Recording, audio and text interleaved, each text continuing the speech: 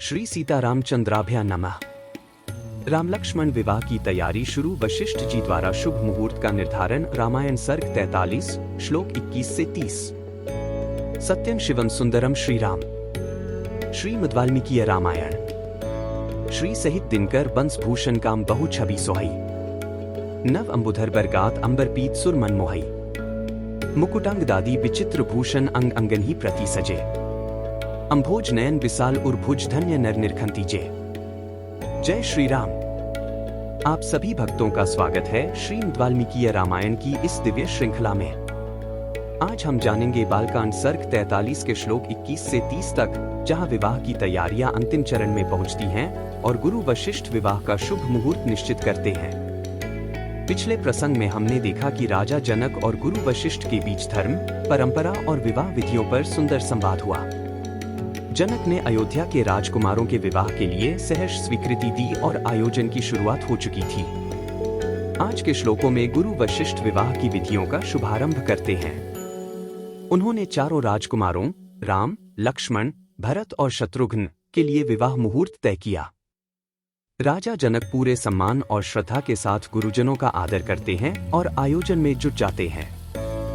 जनकपुरी में उत्सव का वातावरण छा जाता है। शिंशुमार और गणर्मिनर्पी च चंचलः 21 विद्युद्भिरिव विक्षिप्तैराकाशम वत्तदा। शिंशुमार सर्प तथा चंचल मत्स्य समूहों के उछलने से गंगा जी के जल से ऊपर का आकाश ऐसा जान पड़ता था मानो वहां चंचल चपलाओं का प्रकाश सब ओर व्याप्त हो रहा हो। 21:30 पांडुरः सलिलोत्पीडः कीर्यमाणः सहस्रधा 22 शारदा भैरिवाकीर्णम गगनहंस संप्लवः।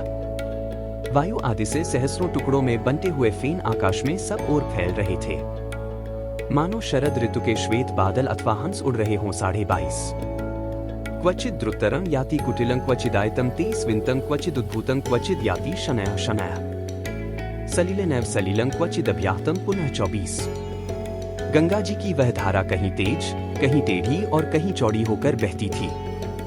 कहीं बिल्कुल नीचे की ओर गिरती और कहीं ऊंचे की ओर उठी हुई थी।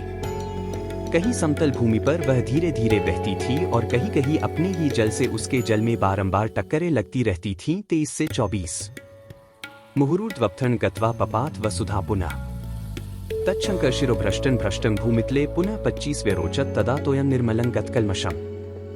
गंगा का वह जल बार बार ऊंचे मार्ग पर उठता और पुनः नीची भूमि पर गिरता था। आकाश से भगवान शंकर के मस्तक पर तथा वहां से फिर पृथ्वी पर गिरा हुआ वह निर्मल एवं पवित्र गंगाजल उस समय बड़ी शोभा पा रहा था। तत्र ऋषिगण गंधर्वा वसुधातलवासिनः 26 भवांगप्तितं तोयं पवित्रमिति पस्पृशुः। उस समय भूतल निवासी ऋषि और गंधर्व यह सोचकर कि भगवान शंकर के मस्तक से गिरा हुआ यह जल बहुत पवित्र है, उसमें आचमन करने लगे। 26:30 शापात प्रप्तिता ये च गगनाद वसुधातलम 27 कृत्वा तत्राभिषेकन्ते बभूवुर्गतकल्मषाः। धूतपापाः पुनस्तेन तोयेनाथ शुभान्विताः। 28 पुनराकाशमाविश्य स्वालोकान् प्रतिपेदिरे। जो शाप भ्रष्ट होकर आकाश से पृथ्वी पर आ गए थे वे गंगा के जल में स्नान करके निष्पाप हो गए तथा उस जल से पाप धुल जाने के कारण पुनः शुभ पुण्य से संयुक्त हो आकाश में पहुंचकर अपने लोकों को पा गए।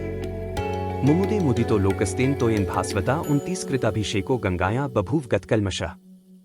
उस प्रकाशमान जल के संपर्क से आनंदित हुए संपूर्ण जगत को सदा के लिए बड़ी प्रसन्नता हुई।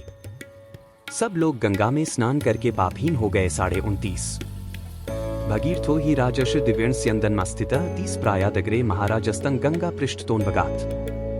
हम पहले बता आए हैं कि राजर्षि महाराज भगीरथ दिव्य रथ पर आरूढ़ हो आगे आगे चल रहे थे और गंगा जी उनके पीछे पीछे जा रही थीं। 30:1-2 कल के प्रसंग बालकांड सर्ग 43 श्लोक 31 से 41 में हम जानेंगे कैसे विवाह की विधियां आगे बढ़ती हैं और चारों राजकुमारों का विवाह विधिपूर्वक संपन्न होने की ओर अग्रसर होता है।